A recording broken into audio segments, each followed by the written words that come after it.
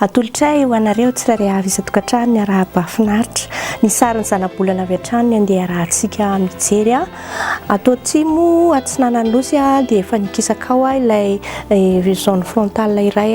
miaraka amin'ny dépression iray izay nanalefaka tanteraka sy napidina ny tsindry ny atmosfera taty amin'ny faritry ny nositsika izay nandrafitra ny toetrandro androany izy io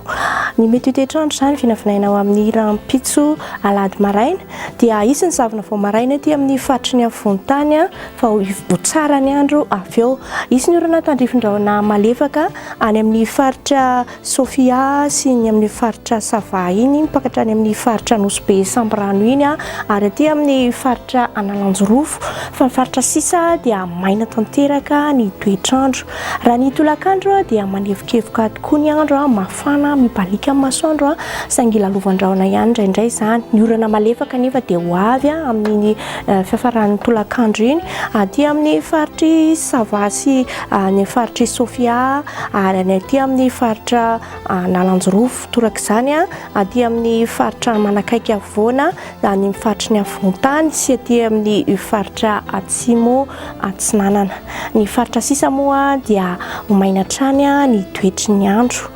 ny maripana indray no jerentsika dia isy fidinany be tokoa raha ny faritry ny avontany hatratratrany amin'ny 10 degré celsius mihitsy ny faritry Vakinankaratra ary 13 degré celsius eto Antananarivo 14 degré celsius kosa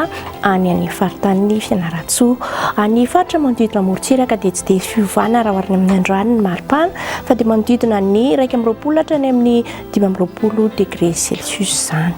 raha ny tolakandro ny maripana dia miakatra dia mahatratra any amin'ny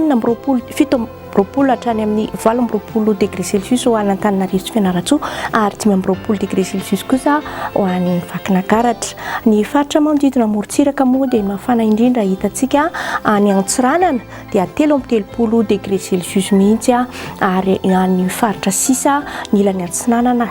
araiky amin'ny 30 degré celsius ary ny ilany Andrefana dia araiky amin'ny 30 hatramin'ny 12 degré celsius ho an'ireo tanàna lehibe ivelan'ny nosy ary dia any Paris, Milan, Seychelles dia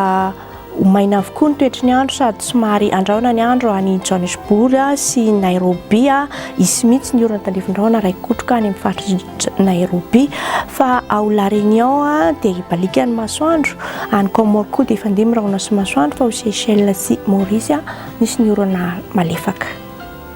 dia izay indray no azonay natolotra anareo androany mametraka mandra-piona izay manaraka indray